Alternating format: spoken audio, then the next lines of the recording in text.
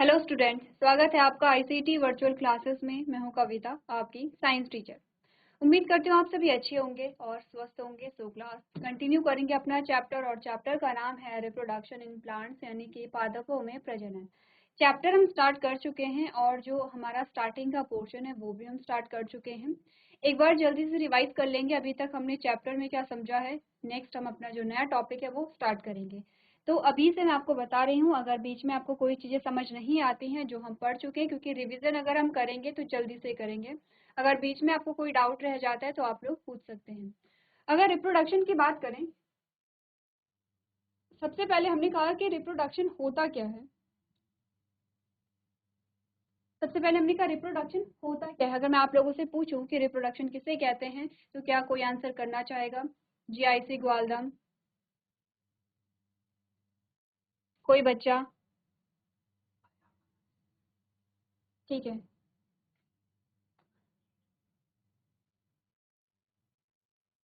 ठीक है। जीआईसी शीतला खेत। कितने बच्चों को आता है? हैंड रेज कीजिए जिन बच्चों को आता है। चलिए, सारे बच्चों को आता है, वेरी गुड। तो एक बार हम जल्दी से जो डेफिनेशन है वो देख लेते हैं। हमने कहा जो प्रजनन है या रिप्रोडक्शन है वो क्या है? एक प्रक्रिया है, एक प्रोसेस है। एक ऐसी प्रक्रिया या एक ऐसी जैविक प्रक्रिया जिसके द्वारा कोई भी जीव अपने ही समान नई संतति को उत्पन्न करता है। ठीक है।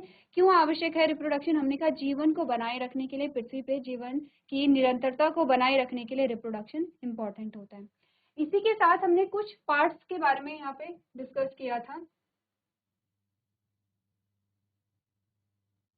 कुछ पार्ट्स हमारे पास आए थे। हमने कहा दो प्रकार के पार्ट्स आते हैं जो पौधों में, दो प्रकार के यहाँ पे पार्ट्स होते हैं, भाग होते हैं, जिनमें एक भाग हमने कहा था वेजिटेटिव पार्ट है और दूसरा हमने कहा था रिप्रोडक्टिव पार्ट है।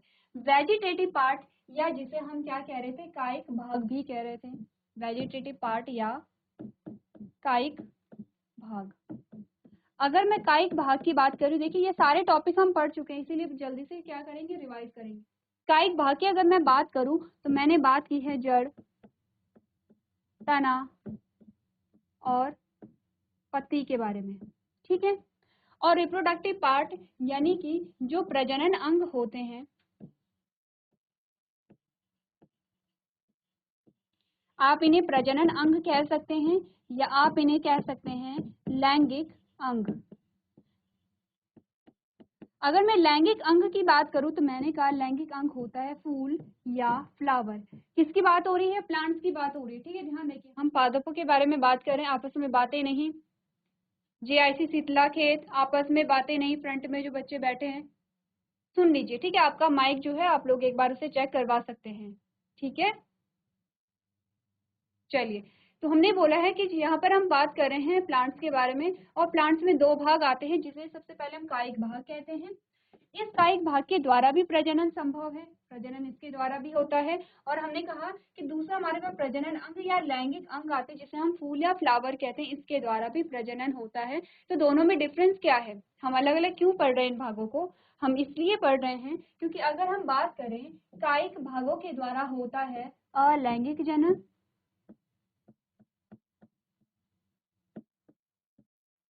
ठीक है, और फूल के द्वारा होता है लैंगिक जनन। अब हमारे पास क्वेश्चन ये आता है, हमने बोला हमने दो भाग पढ़े हैं, जो पौधे होते हैं पौधे के दो भाग हैं, कायिक भाग आता है और प्रजनन भाग आते हैं। कायिक भाग की जब हम बात करें तो हमने जड़, तना, पत्ती की बात की है, और अगर हम लैंगिक अंगों की बात करते हैं तो हमने कहा फूल होता है। हमने कहा दोनों में डिफरेंस क्या है? डिफरेंस ये है दोनों में कि अगर जड़, तना और पत्ती की बात की जाए तो अलैंगिक जनन पाया जा रहा है, और अगर हम फूल की बात करें तो लैंगिक जनन पाया जाता है। क्वेश्चन आपके पास ये आता है कि लैंगिक और अलैंगिक जनन क्या होते हैं, अब ये आपको बताना है।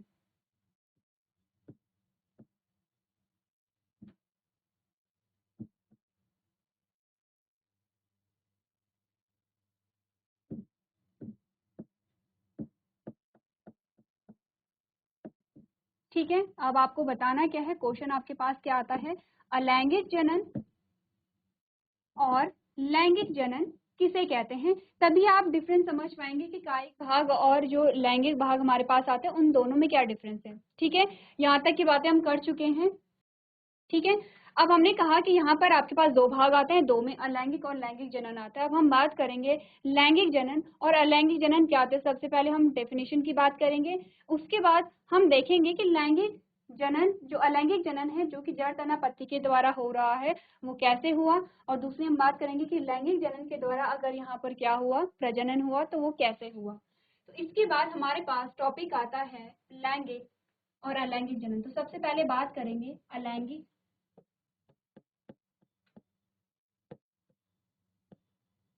जनन, ठीक है, और दूसरा हमारे पास आता है लैंगिक जनन।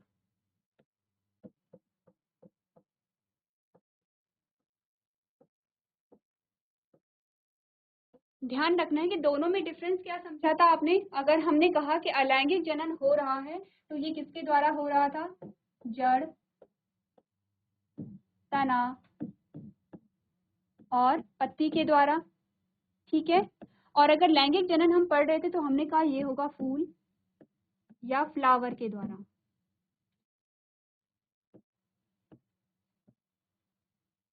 अब ये बताइए कितने बच्चों को आता है कि लैंगिक और अलैंगिक जनन में क्या डिफरेंस है, क्या विभिन्नताएं हैं। हैंड रेज कीजिए जितने बच्चों को आता है। जीआईसी ग्वालदम, जीआईसी शीतला खेत, हैंड रेज कीजिए। ठीक है, कुछ बच्चों को आता है और कुछ को नहीं आता है। जीआईसी ग्वालदम में ऑलमोस्ट सारे बच्चों को आता है। पीछे वाले बच्चे, ठीक है, हैंड हाथ नीचे कीजिए आप। अब ध्यान दीजिए, हम यहाँ पर जो डिफरेंस देख रहे हैं वो आपको अपनी कॉपी में नोट करते रहना है, ठीक है, क्लियर है। सबसे पहले हमने कहा कि क्योंकि आप प्रजनन को समझते हैं, प्रजनन या जनन दोनों में सिंपल सी चीज हो रही है कि कोई एक जीव था और उसने एक नए जीव का क्या किया, निर्माण किया। जैसे कि हमने कहा एक पेड़ था, एक पेड़ पे क्या लगा, हमने कहा बीज लगा। उस बीज को जब आपने बोया तो उस बीज से नए पौधे का निर्माण हुआ। तो हम कह सकते हैं कि एक पेड़ से एक नए पौधे का निर्माण हो रहा है। ये दो तरीके से होगा, ठीक है, वो दो तरीके हमारे पास आते हैं। अब डिफरेंस देखते हैं। हमने कहा अगर हम अलैंगिक जनन की बात करते हैं, जब हम अलैंगिक जनन या एसेक्सुअल रिप्रोडक्शन की बात करते हैं,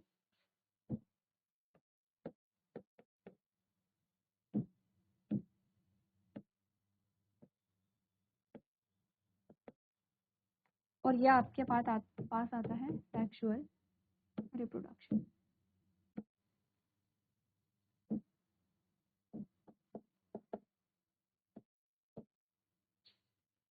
ठीक है।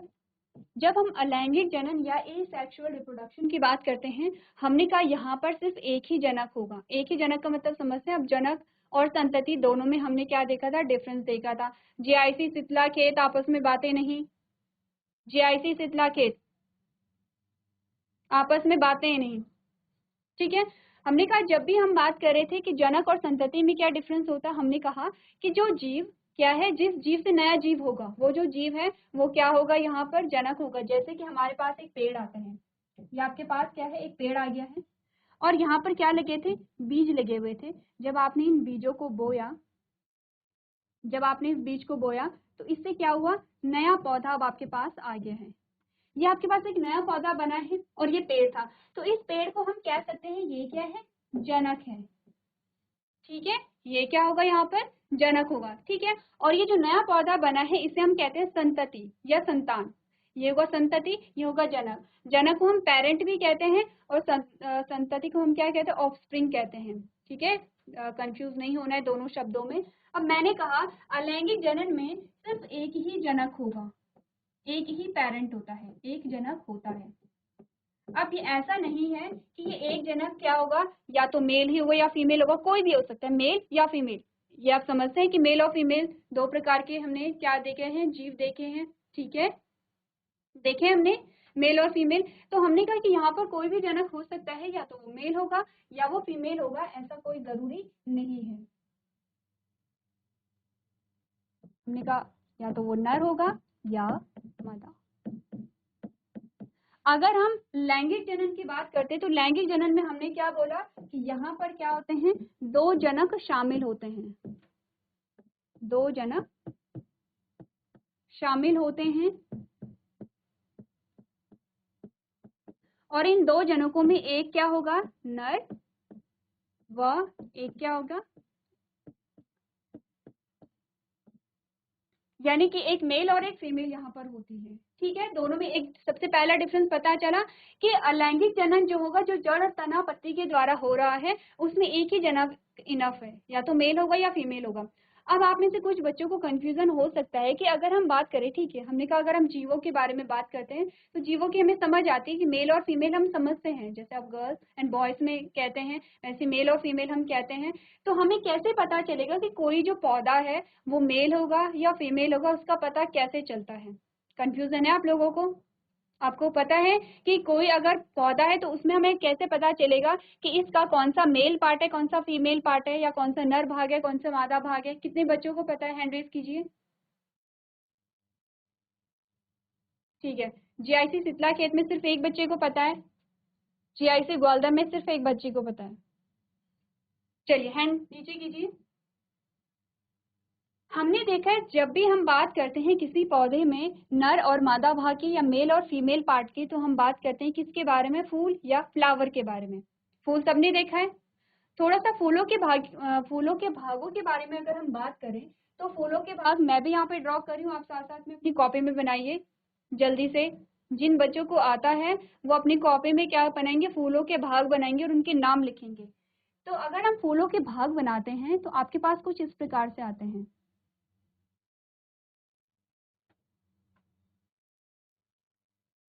ठीक है, एक भाग हमारे पास ये आया,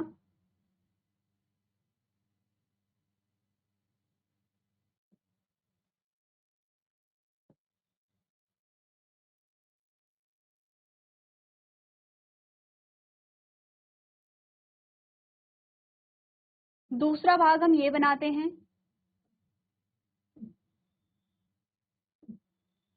और ये आप दोनों साइड से बनाएंगे। ठीक है, चलिए अब जिन बच्चों को पता है वो इन भागों के क्या लिखेंगे? नाम लिखेंगे। जल्दी से नाम लिखिए इन भागों के।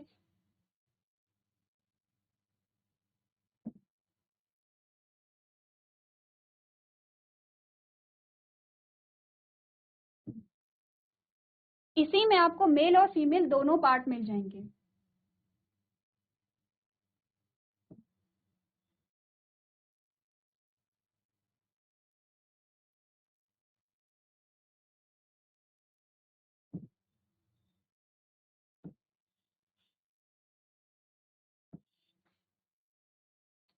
ये हमारे पास एक फूल का डायग्राम आता है, एक फ्लावर का डायग्राम आता है। अब बताइए कितने बच्चे इनकी लेवलिंग कर लेंगे? कितने बच्चों को इन फूलों के भाग पता है? हमारे पास चार भाग आते हैं।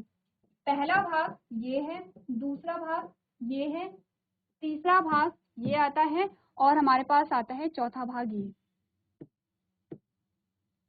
बताइए कि इनके भागों के नाम कितने बच्चों को पता है? ठीक है, जीआईसी ग्वालदर में काफी बच्चों को पता है। जीआईसी सितला खेत सिर्फ आगे वाले बच्चों को पता है, पीछे वाले बच्चे जीआईसी सितला खेत में। चलिए अब आपको क्या करना है, एक एक करके अगर हम लेबलिंग करेंगे तो हमने कहा सबसे पहला जो भाग होता है इसका नाम क्या है? बाह्य दल है, या जिसे हम क्या कहते हैं? सैपल कहते हैं। कहते हैं इसे सैपल। दूसरे भाग का नाम क्या है? इसे हम कहते हैं दल, या फिर इसे हम कहेंगे पैटल। ठीक है, तीसरा जो भाग हमारे पास आता है पूरा भाग। ठीक है, तीसरे भाग को हम क्या कहते हैं? यहाँ पर पुंकेसर कहते हैं, या इसे हम कहते हैं स्टेमेन। पुंकेसर या स्टेमेन कहते हैं। और चौथे पूरी यहाँ से लेके यहाँ तक का भाग, इसीलिए हमने अलग अलग कलर में दिखाया है। चौथे भाग को हम कहते हैं स्त्री केसर।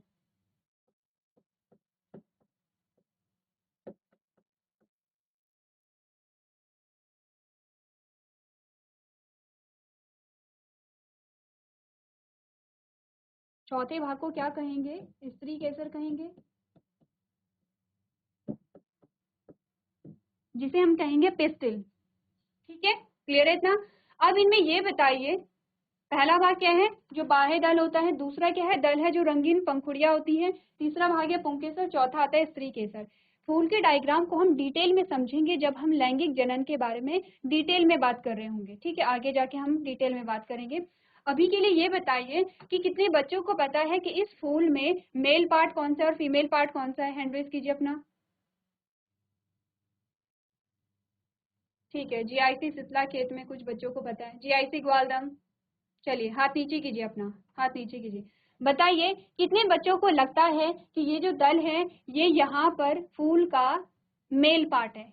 वो हैंड रेज कीजिए अपना, जिन बच्चों को लगता है कि ये जो भाग है, जो दल वाला भाग है, ये क्या है? फूल का मेल पार्ट है। जीआईसी ग्वालदम, ठीक है। कितने बच्चों को लगता है कि यहाँ पर जो तीसरी नंबर का जो पार्ट है, जिसे हम पुंकेसर कह रहे हैं, वो फूल का मेल पार्ट है? ठीक है, जीआईसी शीतला के, जीआईसी ग्वालदम, काफी बच्चों को कंफ्यूजन है जीआईसी ग्वालदम में। एक दूसरे को देख के हाथ रेज नहीं करने, हाथ नहीं उठाने एक दूसरे को देख के। जीआईसी शीतला खेत में जो बच्चे फ्रंट में बैठे हुए हैं उनका आंसर सही है। तीसरा जो भाग है यहाँ पर वो आता है पुंकेसर।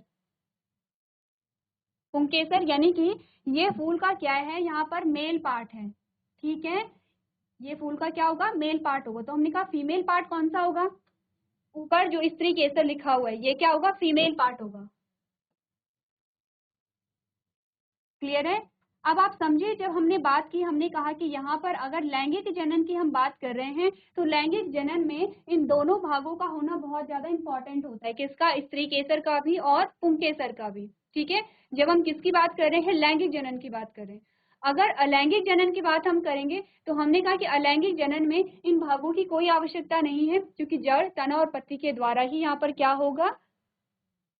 जड़, तना और पत्ती के द्वारा ही नए जीव का निर्माण होगा। इतनी बात क्लियर है? अब किसी को डाउट है कि मेल पार्ट और फीमेल पार्ट क्या होगा? चले पीछे। अब ये वाली जो लाइन है ये आपको क्लियर होगी कि यहाँ पे दो जनक शामिल होते हैं, एक नर और एक मादा। अब हमने कहा कि नर और मादा को ना लिख करके अगर हम यहाँ पर लिखें कि पुंकेसर और स्त्री केसर, तो आप समझ जाएंगे। हमने कहा दो जनक शामिल होते हैं, कौन कौन से? पुंकेसर व स्त्री केसर। अब ठीक है, पुंकेसर व स्त्री केसर। और आपने कहा कि अगर हम यहाँ पर बात करें कि एसेक्सुअल रिप्रोडक्शन में या अलैंगिक जनन में या तो स्त्री केसर है या क्या है? पुंकेसर है। ठीक है, क्लियर है इतना?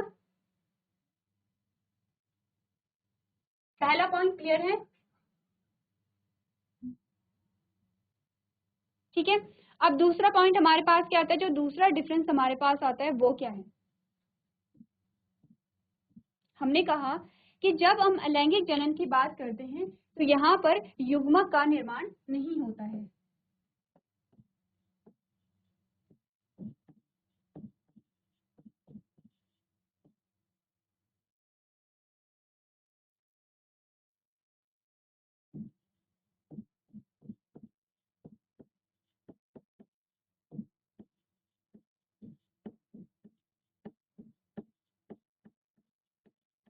ठीक है, यहाँ पर हमने कहा कि जो अलैंगिक जनन है वहां पर युग्मक का निर्माण नहीं होता है, और लैंगिक जनन में क्या होगा?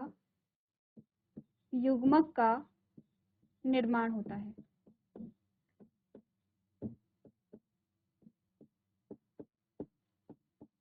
युग्मक, जिसे आप क्या कहते हैं? गैमीट कहते हैं। अब थोड़ा समझ ले युग्मक किसे कहते हैं, थोड़ा सा आइडिया ले लेते हैं।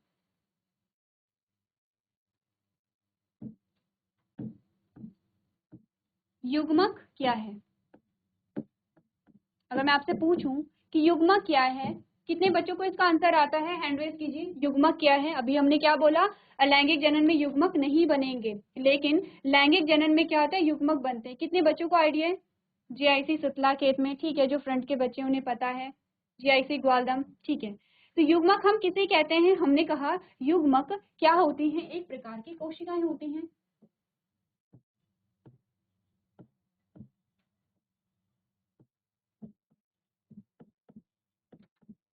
युग्मक क्या होती हैं? विशिष्ट प्रकार की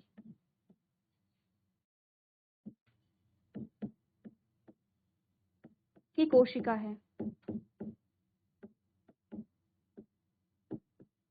जिनका निर्माण प्रजनन के समय होता है। जिन बच्चों को नहीं पता या जिन्हें आता भी है वो भी क्या करेंगे? डेफिनेशन को नोट करेंगे। आपको पता होना चाहिए युग्मक किसे कहते हैं। हमने कहा युग्मक क्या है? विशिष्ट प्रकार की कोशिका है। युग्मक दो प्रकार के होते हैं।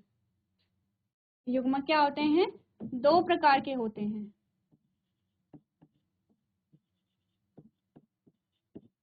कौन कौन से होते हैं? युग्मक कौन से होते हैं? दो प्रकार के। हमने कहा जो यहाँ पे मेल होगा, क्योंकि युग्मक किस में बन रहे हैं? हमने कहा कि लैंगिक जनन की प्रक्रिया में युग्मक बनेंगे, क्योंकि लैंगिक जनन में दो जनक शामिल हैं। कौन कौन? मेल और फीमेल।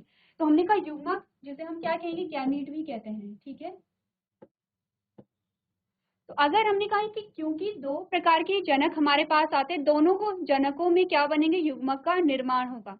अगर मादा में यहाँ पर युग्मक बन रहे हैं तो हम क्या कहेंगे? मादा युग्मक कहते हैं।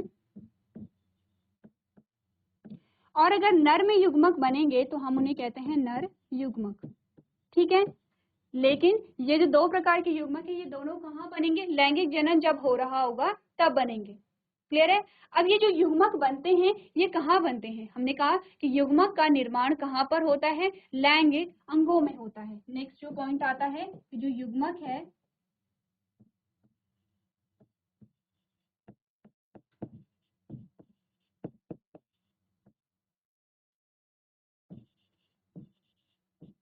पुंकेसर व स्त्री केसर में होता है।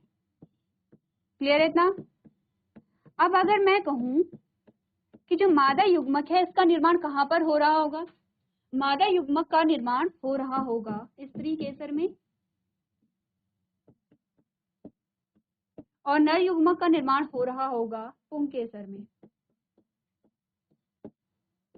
ठीक है, क्लियर है? अब क्यों इनका निर्माण होता है इसके बारे में हम आगे बात करेंगे। सबसे पहले आपको युग्मक क्या होते हैं, युग्मक का निर्माण कहाँ पर होता है, युग्मक कितने प्रकार के होते हैं, इन तीनों पॉइंट्स को आप अपनी कॉपी में नोट कीजिए।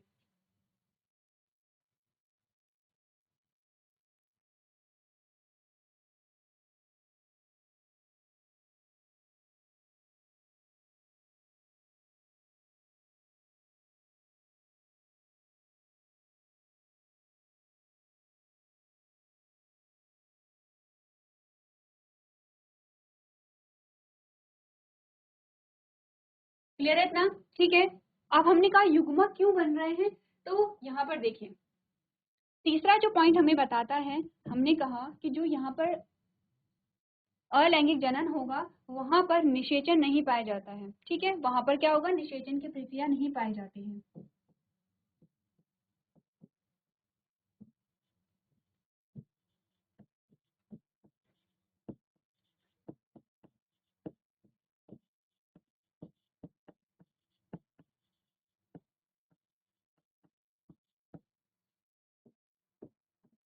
और अगर हम लैंगिक जनन की बात करें तो हमने कहा कि यहाँ पर क्या होगा? निषेचन की प्रक्रिया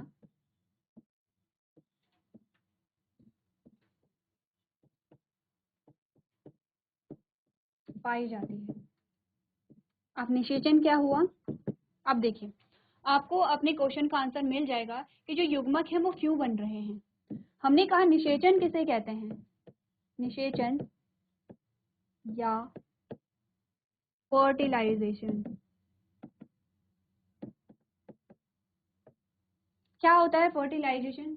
हमने कहा कि यहाँ पर जो दो गैमीट बने हैं, दो युग्मक बने हैं, उनका जो संलयन होता है, ठीक है, उनका फ्यूजन या उनका संलयन। अब संलयन का मतलब सिंपल सा आप ये समझिए कि दो हमारे पास अलग अलग चीजें थी और आपने दोनों को क्या कर दिया है? मिक्स कर दिया है, दोनों का संलयन हो गया। तो हमने कहा कि निषेचन किसे कहते हैं? नर व मादा युग्मक के संलयन को क्या कहते हैं? निषेचन कहते हैं।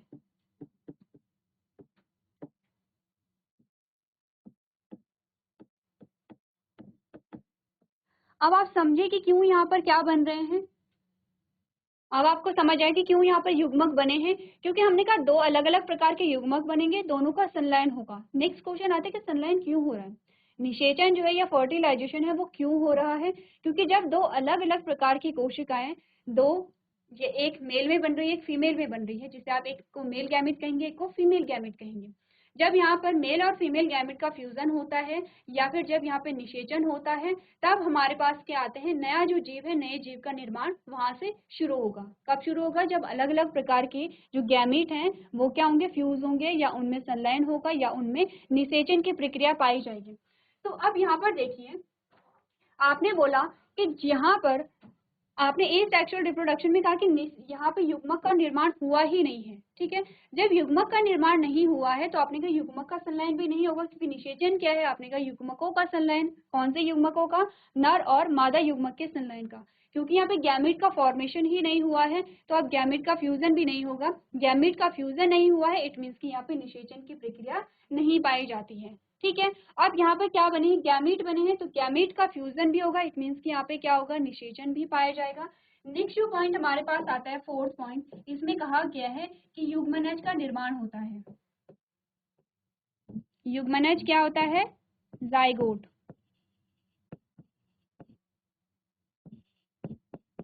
युग्मनज का निर्माण नहीं होता है, किसमें? अलैंगिक जनन में।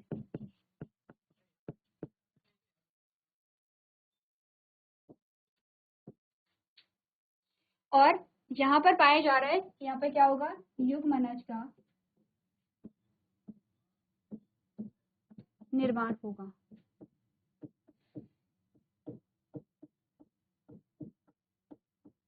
अब युग्मनज क्या होते हैं, ध्यान से देखिए।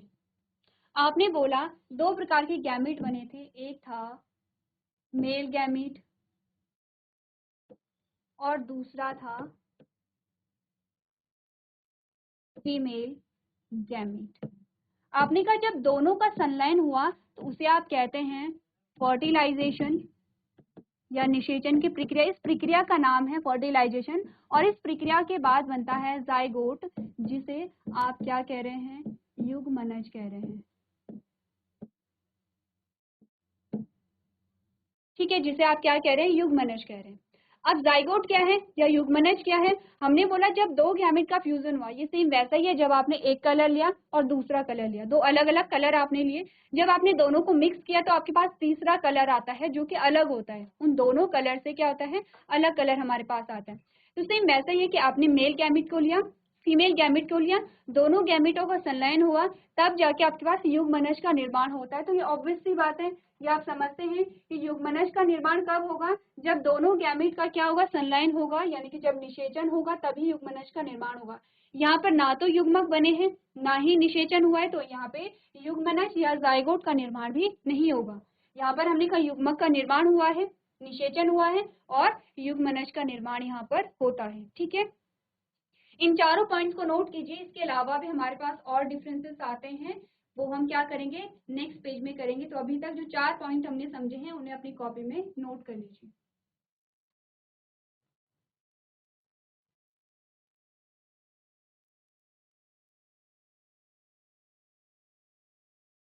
तो यहाँ पर हमने कुछ डिफरेंसेस देखे हैं, लैंगिक और अलैंगिक जनन में क्या क्या इनमें डिफरेंसेस होते हैं। इसके अलावा कुछ और डिफरेंस हमारे पास आते हैं, जैसे कि आपने कहा अलैंगिक जनन की जो प्रक्रिया है वो क्या होती है, सरल होती है, और लैंगिक जनन की प्रक्रिया क्या होती है, जटिल होती है। अलैंगिक जनन की प्रक्रिया बहुत जल्दी हो जाती है और लैंगिक जनन की प्रक्रिया ज्यादा समय लेती है, ठीक है। अब ये जो डिफरेंस है, इनमें से कुछ और डिफरेंस हमारे पास रह जाते हैं जो कि आपको पढ़ने हैं और आप घर से करके लेकर के आएंगे। नेक्स्ट जब हमारा लेक्चर होगा उसमें हम स्टार्ट करेंगे अलैंगिक जनन से। अलैंगिक जनन क्या होता है, अलैंगिक जनन में एक ही जनक के द्वारा नए जीवों का या नए पौधों का निर्माण कैसे हुआ है, अलैंगिक जनन कितने प्रकार से हो सकता है। नेक्स्ट हम बात करेंगे लैंगिक जनन के बारे में। तो अभी तक आपने करना क्या है, जो जो टॉपिक हमने कवर किए हैं उन्हें रिवाइज करके लेके आना है। तो आज के सेशन में हम इतना ही करेंगे। अभी तक क्लास में बने रहने के लिए आपका धन्यवाद।